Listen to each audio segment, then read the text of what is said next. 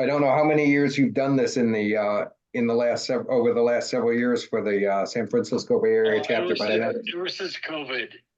Okay. Ever since COVID. Okay. We're having a little bit of difficulty getting Sal online. So right now he is speaking technically through Shelley's phone. So make sure that you put your volumes up as high as possible. But we're going to go ahead and do it this way because right now we haven't been able to figure out a solution. So let me go ahead and turn the meeting over to Sal, and we'll take the year in review 100 years ago, I guess is the best way to put it. Sal? All right. Listen, I welcome everyone to this program, but there is an issue that I have, and that's our problem here. But anyway, the war has been over for 5 years, and I'm going to begin by discussing what happened in the United States in 1923, 100 years from this year. Well, from last year, anyway. And it begins with the issue about the unhappy president. That is Warren Harding. He was president, and he is a disillusioned man. He was selected as the GOP candidate for president, but he didn't want it. He said, "I am a man of limited talents from a small town. I don't seem to grasp the role I am as president." Unfortunately, it was probably gone down to history as one of the most unfortunate presidents we had. He says there were scandals of graft and thievery. They seeped out from his presidency. It was a time when the United States, after World War I, wanted to forget that role. It was much more interested domestically. There was a particular tragedy of people like Albert Fall. If I have that picture, We Randy? do. Yep. Give me 1 second. Sorry.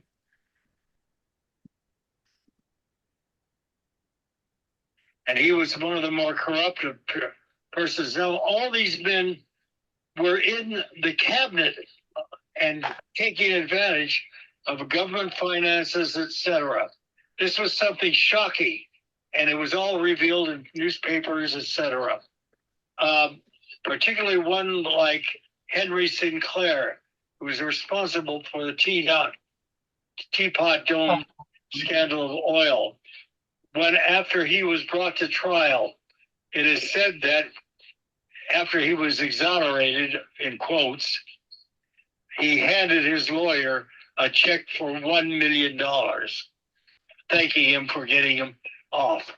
Now, that's whether this is true or not, I don't know, but it was recorded in that way. Now, it was an interesting situation because in 1923, America was in, quote, returning to normalcy, as the quote, it's a term that Harding created. It is interesting, though, that America was not quite ready for a world role. And this is a sad comment. It took the Second World War to force America to recognize its global occupation. From that point on, to thank FDR and Truman, who understood that America could no longer play second or third in world affairs. All right, now one of the problems with Harding is that in 1923, he went on a country tour going to Alaska and in San Francisco on August 2nd, while his wife was reading to him, he died of a blood clot in the brain. And who took over but Calvin Coolidge? And you saw his pictures there. All right. Now, the Democrats, who had realized they had lost and that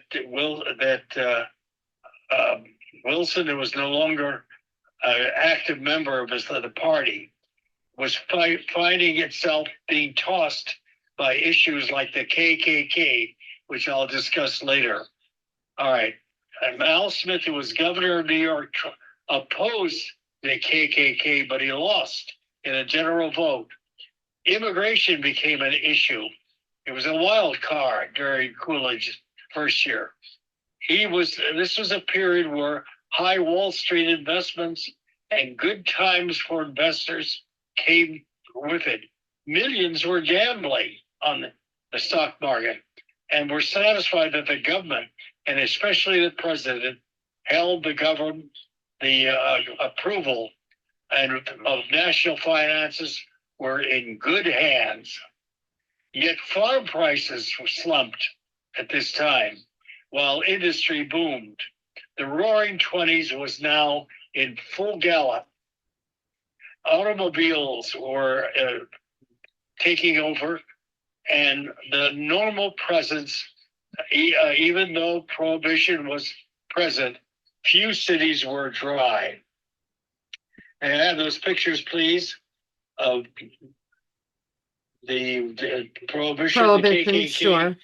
You'll see them there. You'll see them again in Washington. Here's prohibition. The police going out, but it was a losing game because Americans liked to drink. The phase came into existence of consumption, became the American image. They bought autos, appliances by the millions. They attended theatrical films, shows in droves. Learning about well-known popular images became the norm. Celebrities, they were the main focus. And cheap media were able to get their avenues by which they proved. Now here is an example of what radio was coming in. And they sold all forms of radios of all kinds. And radio broadcast became all over the country. 1922 was a banner year for the American dream. All right, you get that? Now, it is interesting that people came to America in demanding to accommodate themselves to the American image. For instance, Britain came they sent delegates to try to lower the debt that they owed. Now, they owed $4 billion for American aid during World War I. But those are $1920. I think a dollar today is probably 15 compared to $1 in 1923. You do the math and find out how much this was well expressed by them. They came to ask America to lower the debt and the interest. America said no. All right, and they left, unfortunately. For one thing, there was a situation in Britain where it would cost unbelievable to come to the United States. Britain expressed more interest in developing its industries and getting back to its role as one of the leading industrial nations in Europe. But there were situations that were very hard. Germany went through an incredible inflation in 1923. I'll cover that when I cover Germany. But just to give you an example, if America was booming, people like Charles Steinmetz, who was a German national, came to America, revolutionized our electricity. He became famous for this, for artificial lightning and for improving electrical transmission. It's still used today. And on November 10th, which is celebrating the anniversary of the Armistice Day, Woodrow Wilson claimed that he declared that the new USA global position had sunk into a sullen and selfish isolation. He claimed it was cowardly dishonorable. Well, things were right in America at the time. I'm going to talk a little bit about prohibition. go back to that picture, please, of about prohibition. Now, and many of you know about this.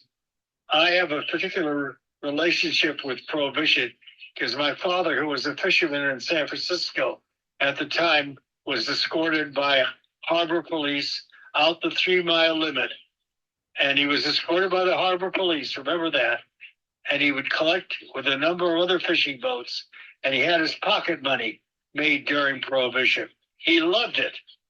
And anyway, that's a story about America at the time. Anyway, it is interesting that you were allowed personally to make 200 gallons of beer a year, but not a drop more. And you couldn't sell it. Okay. All right. There was a changing idea about the prohibition. Doctors are allowed to prescribe whiskey as a medicine, and churches were allowed to increase their sacramental wine. And it's amazing how much prescriptions and sacramental wine was produced during that time. All right. Yeah, I think you should just know that. The government often blinked at this. Except for Coolidge, Harding brought whiskey and liquor to the White House. All right. You just want to go about another couple of things about, you see, that this was considered an awkward time for this. In Kentucky, for example, the teaching of evolution was considered suspended, but not in private schools, but in public schools it was. A 12-hour working day was for steel workers who still existed, and it was soon contested. All right. The growth of cities in America was remarkable at this time and demonstrated the overwhelming state of urban dwellers taking over from rural. In 1920 census, which was 105 million of Americans, it was by this time more people were living in cities and towns than on the farms. All right, you might know a few things that happened at that time. On September 14th, on the Polo Grounds in New York City, Jack Dempsey defeated Louis Firpo of Argentina for the title of heavyweight champion in the second round. The gate receipts for that meeting was $1,082,600 were taken in for that. It's amazing what went on. All right, in literature, for example, at that time, famous books came out. One of them was the gifted authors like The Rover by Joseph Conrad, Lummox by Fannie Hurst, and then Through the Wheat by Thomas Boyd, which is one of the most read U.S. books about America's role in World War I in France during that time. There was a dance craze going around in America. There was the Charleston, the Foxtrot, etc. The weekends were seen with frequently marathon dances all over the country. Jazz was supreme. Movies and film were now coming in, and Hollywood was increasingly becoming much more an American taste for the 20s. Charlie Chaplin reigned as the Hollywood's giants and still looks and responses today. There's still his films are shown. The emerging and fast-growing middle class eagerly sought out new forms of entertainment and cultural centers. Movie houses built all over the country at this time. The radio became ever-present and considered essential. And while millions still labored and produced goods, fewer workers were needed to produce this much. And I'm showing you, machines were now becoming the dominant expression of progress and forward thinking. Industrialization was the key to sustaining this program. Now, one of the issues, though, at this time was immigrants. And I tell you, the population was 105 million, and the last census close to 106 million. The U.S. was developing a suspicion about the incoming of immigrants at this time. Now, I'm just bringing this up on purpose because there was movements at this time to, quote, keep America American. Racism was the fundamental characteristics in regards to immigration. An example, racial discrimination for the white race was a common expression by many prominent Americans, including politicians and the media. The U.S. passed the emergency contract by Harding, which would let no more than 370,000 immigrants into America. The USA at this time was open to immigration, but they start creating a National Original Act that came in 1924, where they reduced the amount of entry to 164,000.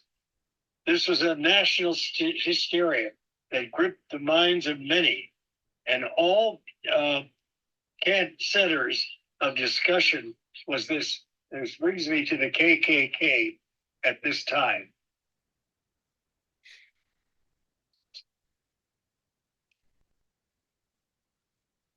Oh, excuse me, let me see where I have them.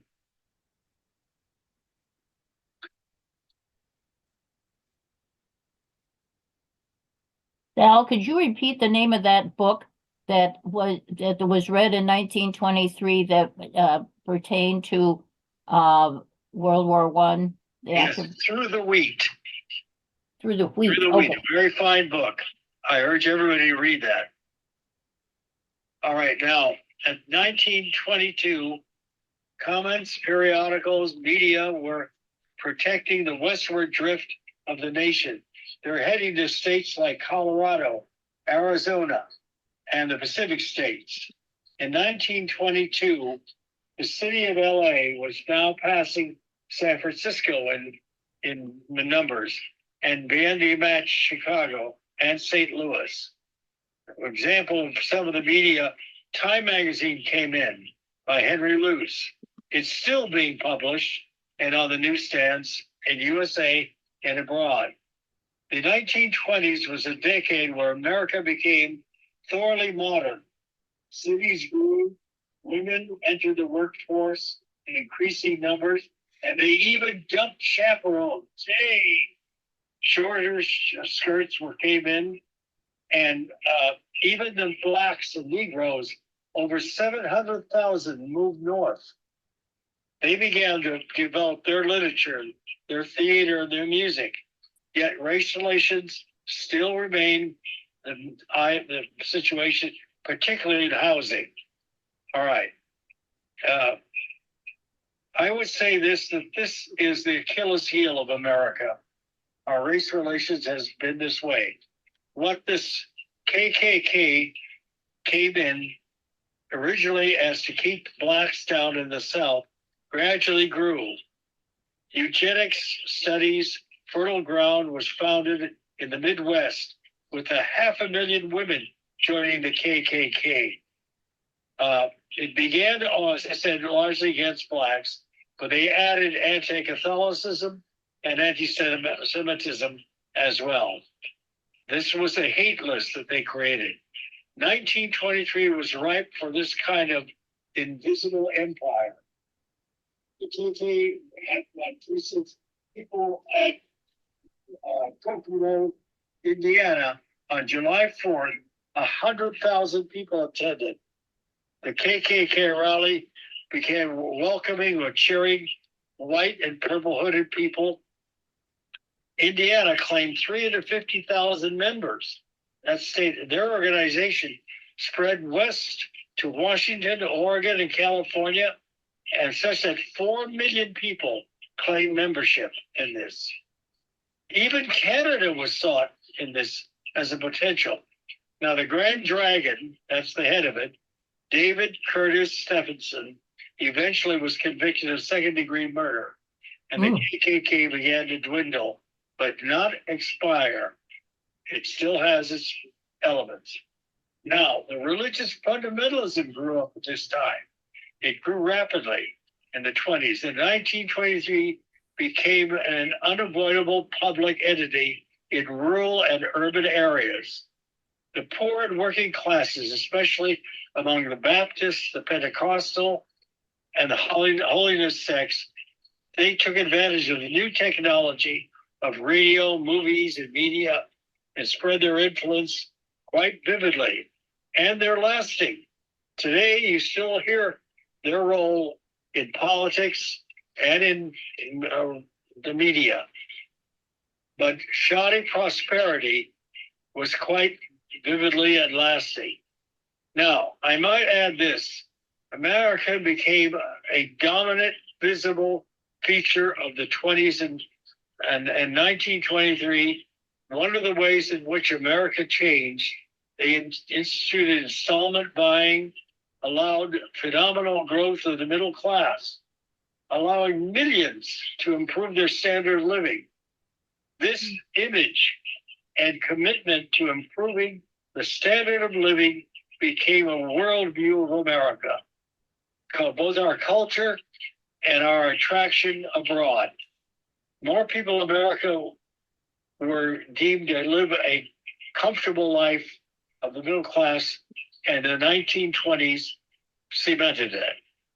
Now, I might conclude this. The US government, during and later in the 20s, was convinced to lay a light hand on controlling commerce and industry. When Coolidge became president after the death of Hardie, he announced that America's chief business is business. All right. True on the surface, prosperity, particularly industrial prosperity, was with a plethora of goods, phenomenal credit gain. America was overwhelmingly had a sense of security and advancement. This conviction, I might add, was to be lasting influence on the American life for future generations. Prosperity followed World War I, and America's brief but vital role before and during gave the image, average citizen, the life will be getting better and richer. Parents absorb the belief that their offspring will be better off than they are and richer in life. I think that still exists in many places in this country. All right. Now, I'm moving now to foreign role of America and the world at the time. May I have, I have a picture, please, of the Africa, a map of Africa. There you see it. Why am I bringing this up? Well, because in 1923, issues grew up that brought Africa into the focus of the world attention. Particularly if you took a look at Northern Africa there on the Mediterranean, Algiers, Tunisia, Libya, and even Egypt, white farmers were supported by the government to take over most of the work of the area for agriculture, and they only used Muslim workers. By 1923, most of the arable land was owned by white people and settlers. France encouraged this. They wanted European settlers to settle there. Mostly Spanish, Italian, and French moved into their colonies there and to settle there in North Africa. It is Muslims did all the hard work and the labor. So all the wealth was going to Europeans. The cities and farms were taken over by the Europeans and made into their control. For example, in Kenya and Rhodesia, largely British took this over, and they took off and they forced many people off their land and bought only the, the best land, and natives were allowed, if they came to do as laborers. They highly regarded these natives as good workers for their land. They formed plantations. They were owned and operated only by Europeans. And they were present in Mozambique and Angola and the Belgian Congo. However, small-scale peasant farmers were allowed, and they dominated cash crops production. All formal trade, though, was in the hands of Europeans. This was the golden age of European colonies in Africa. For example, in Katanga province, as Belgium ruled, regions led to migrant labor. They produced copper. They produced other metals that they were needed. And they pushed most parts of the colonies and their inhabitants into a cash economy by wages, taxes, and recruitment. So Africa was changing from one corner to another into the modern times. Please, may I have a picture of the Balkans? To the Balkans.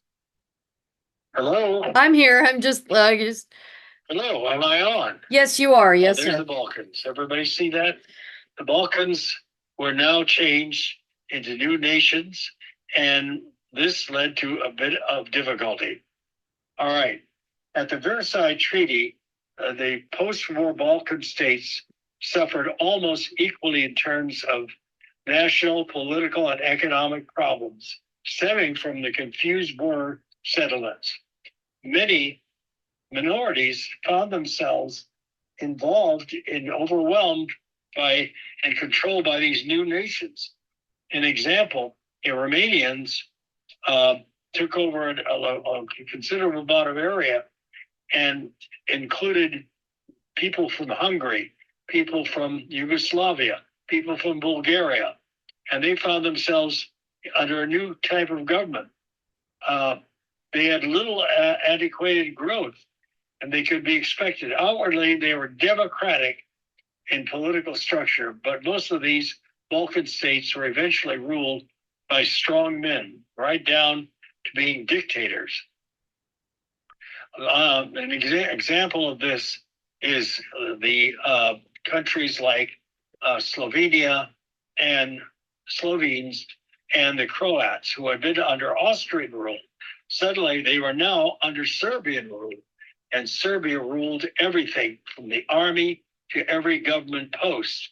This led to a considerable amount of difficulty in there. And I might add this, it was expressed later in World War II when the Stasis came in and expressed their disgust with the Serbs at that time.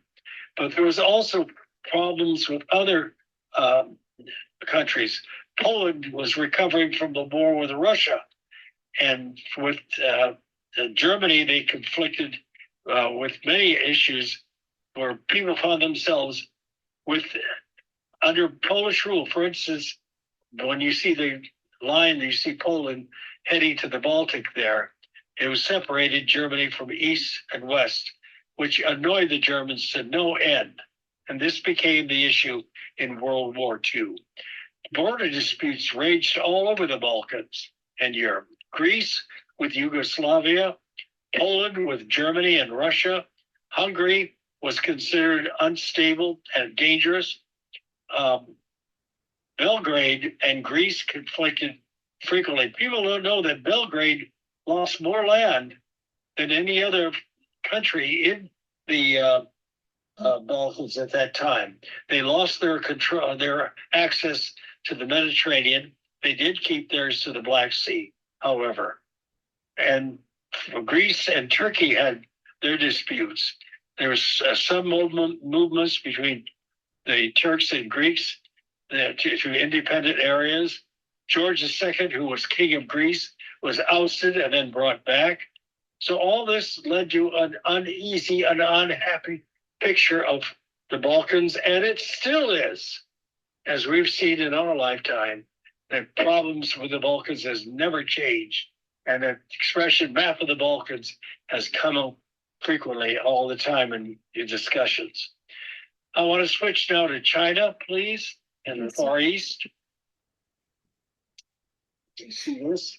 This is China, Shanghai in the 1920s, probably the most modern city of their time in China. They still were ranked the Chinese over the loss of the Shandong Peninsula that the Japanese took over in World War I, as they had kicked the Germans out of that area. Now, China was considered that taking of that Shandong Peninsula was a dagger at the heart of China. The 1920s were a change in China. There was an attempt under Sun Yat-sen to update China and to make it a new country. Women were allowed to go to college at that time, and railroad expansion in China. Foreign investments, largely European American, their presence, particularly in China, as you see that was there. When I was in Shanghai, it was more modern than any city I'd ever been in when I visited that part of the country. Now, there was issue there about what to do modernizing the country. They instituted westernization, and that became a common term which they loved to use about bettering the conditions of China. All right. Now, there was a common favorite word. Now, savings banks were brought in, postal banks, credit cooperation emerged, key cities. They tried to stabilize the monetary system in there in China, but yet everything was very, very weakly controlled. Politically, China was let's put it this way, a confused country from most people's perspective. Sun Yat-sen tried to bring some solidity to the country, but he couldn't succeed because warlords controlled good portions of the country, and wars broke out frequently in areas with a lot of conflict. Parts of rural China where he lacked control was beyond his ability. Stabilization was his goal, but he died too soon to see that. All right, may I bring out another thing about British colonial problems? One of the pressures was for independence of countries in a former British Empire.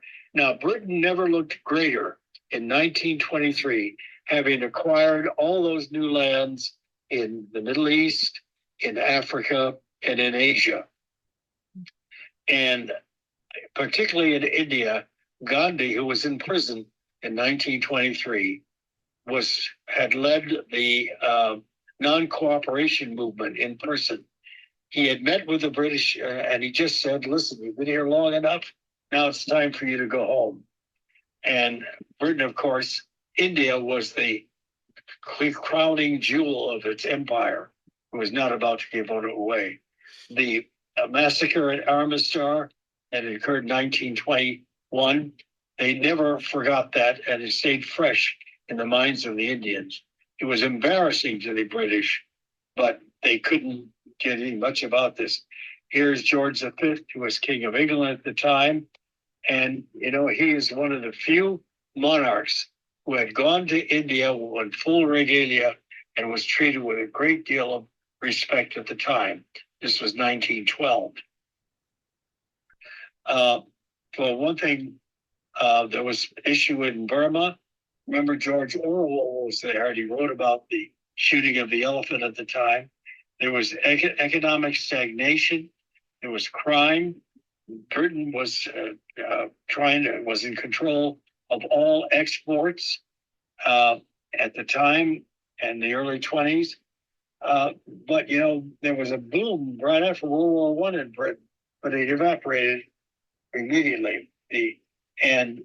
Keynes, the famous economist, had predicted a downturn. There was racial discord in Australia, and they were desperate for immigrants. They wanted people.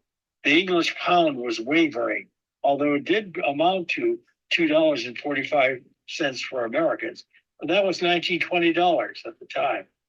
Now, I want to go to another country about Versailles. And Versailles put a $33 billion war debt. Again, $1920. You do the estimation how much that would be today, and to Germany, and Germany had to face it. They had to pay it. It's about $120 billion today, but it was reduced to $26.6 billion in that time. And I might add that this led to an incredible inflation in Germany to pay for it. Belgium and France occupied the Ruhr Valley of Germany, and they moved in with their troops, demanding payment. Now, I might say that this was an experience that could, well, I put it bluntly, it's unbelievable at the time. The president of Germany at that time was Friedrich Ebert. At the time of the Weimar Republic, the economic crisis in Germany was an incredible inflation. In 1922, a loaf of bread cost 160 marks. By the end of the year, it cost 200 million. Can you imagine that? One US dollar was worth $4 trillion, 4 trillion marks. It's just unbelievable. Money blew in the streets. It was incredible what happened. But the very poor and the super rich were not affected. What it did is it wiped out the middle class. And this became the heart of Germans' ability to face an issue which Hitler took advantage of. And he said, at first the Germans said they couldn't pay that amount for the war debt. Then they said they shouldn't pay it. And finally Hitler said they wouldn't pay it. And nobody moved on it. All right? Please bear that in mind when you deal with this. Well, what happened in France at this time? France had a demographic problem. It had lost 1,400,000 men. It paid for women to get pregnant. They subsidized families for increasing their population. They opened immigration to France, to other Europeans. And unbelievable, when many Russians came to France at this time, fleeing the Soviet Union, most of them, good many of them were aristocrats. And they came in droves to France. Portuguese and Italians moved there, and the French were invited, and the French franc fell a couple of times during the 20s, although they tried to solidify it. But, there was trouble in Morocco. They had to send troops to quell. World War I was not over by 1923. England was criticized France for its occupation of Germany, and there were many famous deaths at this time in France. Sarah Bernhardt died. Theo Desclassés, I don't know whether you know who he was. He was the driving force to get France into the war.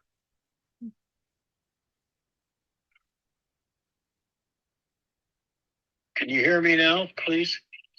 Can you hear me? Yes. All right. And Great Britain, at this time, Churchill, and there's George V of England. Churchill was one of the first people in England to recognize how World War I was changing everything, and that it lowered English power, although they still looked greater than any other country in Europe at that time. But it was already being affected. It normally takes about 10 years after a great war before it finally registers in people what effect it actually had at the time. Unemployment was a problem in England. They had given up on Ireland. They had given it full freedom in 1923. They had to have a new border with the northern part. Border Law gave up as prime minister, and Stanley Baldwin took over. And this is what happened at that time. Now, I like to move to Russia this time. And you see,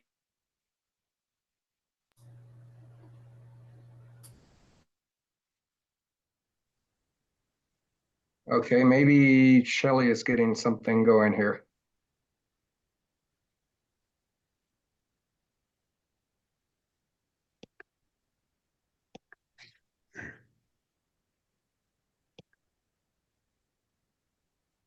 Okay, so if I do this, if I share screen.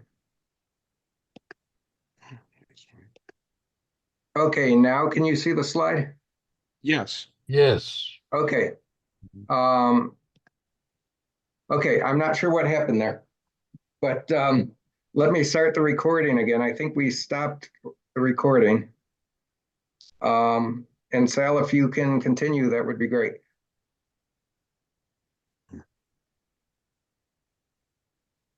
Sal?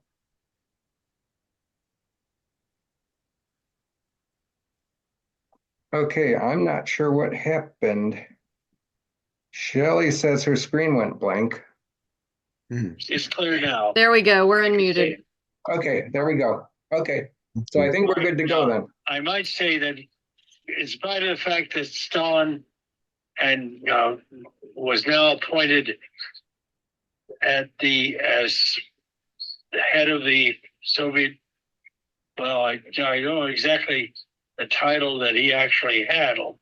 He was given the control of the, just a minute, let me see if I can find exactly what he did. Let's see. Lenin separated the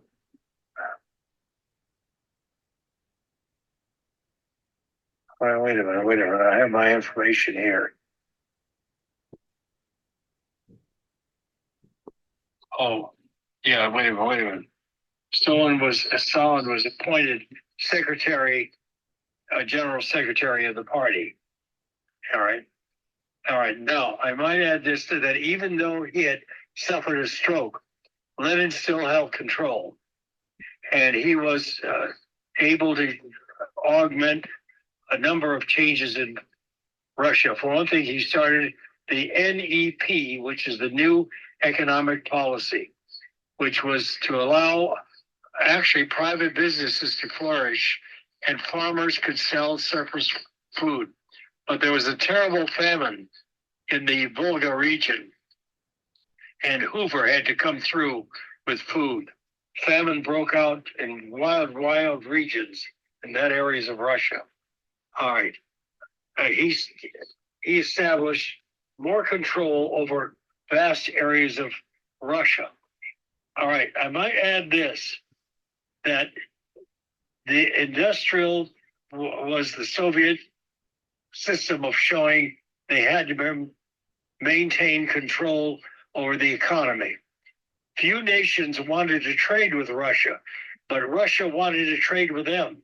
They made a special treaty with Germany, and they allowed that to become the avenue for entering world markets. Yet Russia saw trade no matter what, and they traded with wheat and some iron and even forest products. They expected, and it paid a heavy cost to farmers and laborers. I think this was a period where Russia had recovered from its civil war, and it was now on a process of rebuilding. More railroads were brought in and built in Russia than ever before. And there was more explorations for minerals and soil developments in all parts of Russia as experiments. All right, I'm going to conclude with Japan. Now, on September 1st of 2023, a giant earthquake called Kanto hit Japan, particularly in Tokyo and Yokohama.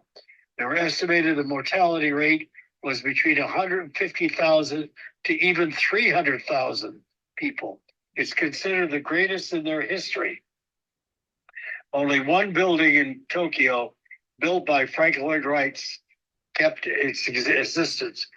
hundreds and thousands of buildings collapsed in both Tokyo and Yokohama. It was unbelievable. It became a nightmare. And American troops and Navy people there assisted the Japanese, although they never were trusted because the Japanese had enormous suspicion about foreigners, particularly about America. And furthermore, militarism was creeping into the Japanese mind. Both Army and Navy, and there was a conflict between them, gave the victory in World War I occupation of former German islands, the Marshall Islands in particular, the Shandong Peninsula in China. Japan was eager to militarize these possessions, alarming the USA and even the Dutch. All right, their militaristic approach really developed, though, during the 30s, when the military took over the government in 1937, making a world war possible in the Far East. Now, that concludes my presentation, and I open myself to questions.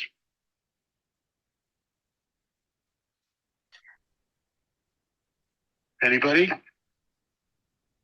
So if you want to ask a question, go ahead and unmute yourself and Okay. ask it.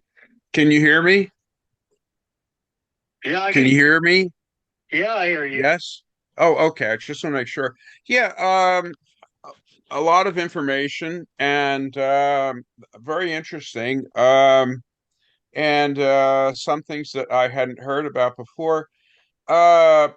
You mentioned the British Isles and Anglo-Irish relations, and that's a special area for me. The 26 counties which make up the Republic of Ireland today, they got their de facto independence in 1921, after the War of Independence from 1919 to 1921. And of course, that also produced a partition with the 6 counties in the north remaining part of the United Kingdom. And the treaty, the Anglo-Irish Treaty of 1921, which established basically what is there in Ireland today, the partition and six in the north and 26 in the south. That treaty caused an enormous amount of conflict, especially among the people who had fought for the independence that came to the 26 counties. First of all, the treaty gave the 26 counties dominion status, not complete independence. It was de facto independence. I mean, for all practical purposes, the 26 counties were independent, but they're technically a dominion. They had a governor general appointed to Ireland.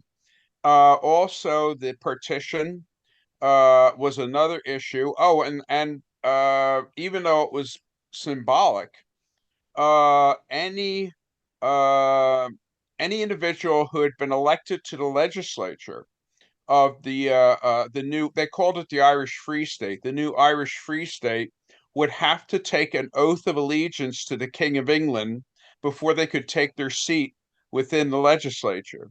So all of these issues did not go down well with the people who had fought for the independence of Ireland. They were expecting full independence for all 32 counties, and they didn't get what they expected. And as a result, the overwhelming majority, perhaps 3/4 of the Irish Republican Army, opposed the treaty. And the result of that was ultimately the outbreak of civil war in 1922, a civil war that tragically lasted into the spring of 1923.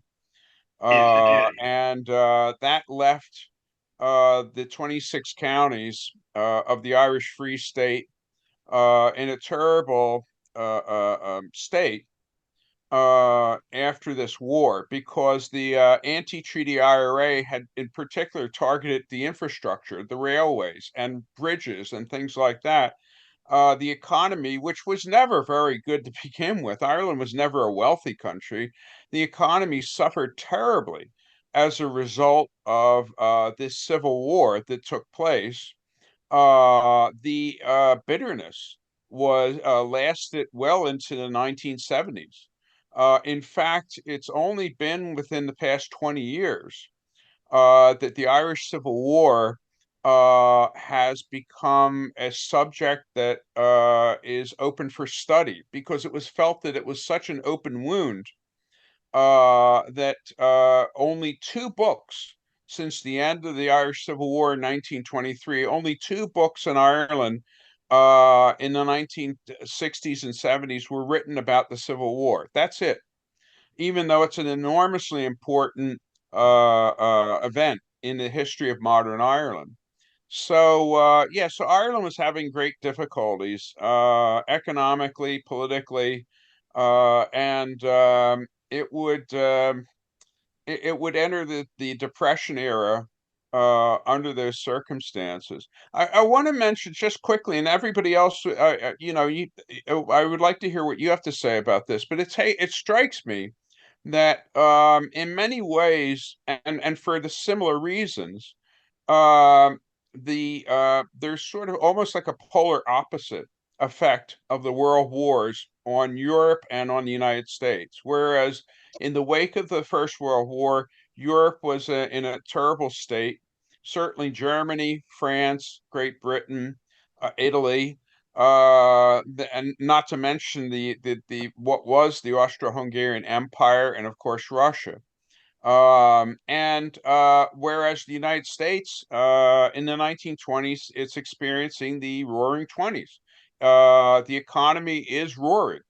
And it was interesting that you mentioned that there was this notion of progress, of civilization progressing, becoming more modern, more wealth, each generation doing better than the previous one. And it seems to me that the First World War killed that notion in Europe, that there wasn't this sense of continuing progress. In a sense, World War One was sort of the suicide of Europe. And I think Oh, there was a there people I think to a large degree lost faith in the notion of progress. Go ahead, you guys can pick up from there. no, I'll just say a quick sentence. I think it helps when you come in the ninth inning too, or the eighth inning. Yes. Coming in late and trading with one of the sides tremendously before the war, or before you enter the war helps. But let's let some other people chime in here too. Sorry, Paul. Yeah, Anyone else? I want to add a couple of points. It used to be that Ireland's chief export was people. And you might know that Ireland got complete break with Britain in 1930s when it recognized Italy's control of Ethiopia. That did it. I'm not aware of that. The Republic was declared 1948. That's right. And significantly, a new constitution was introduced in 1937. Yeah. And those are generally seen as the milestones in terms of establishing complete independence. Aside from the fact that they were for all practical purposes independent beginning in 1921. But go ahead. Any more questions?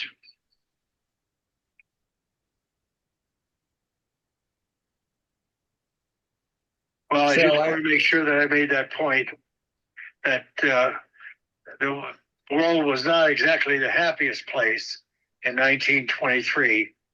The war was still going on in many places, particularly the Middle East, as we are still seeing today.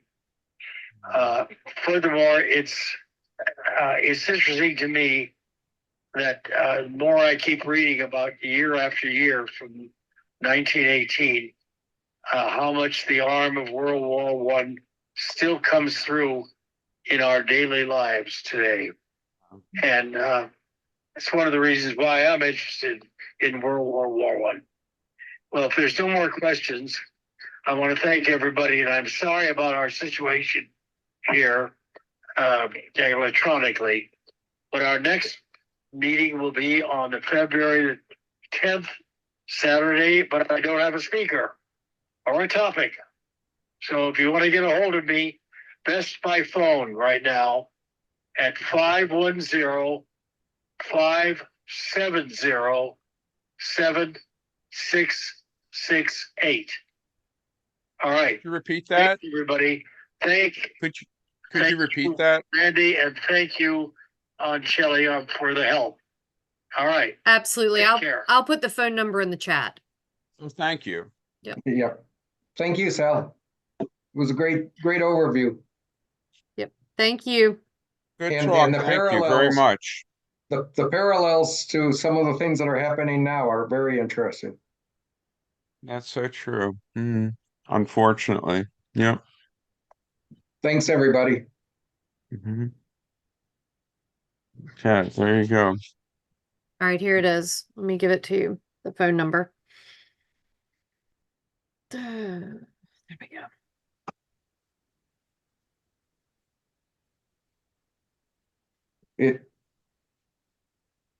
Shelley, it's 510 Yep, I don't know them by heart yet. 510-570-7668. There you go. There, it's in the chat now. Thanks for the tag teaming, Randy. No problem. This gets easier, believe me. You Thanks wanna very go- much. Goodbye. Thank Yeah, you. go, Shelley, go ahead and close this out and close the Absolutely. Thank you. recording. Okay, Great great. meeting. Thank you. Bye. Bye-bye.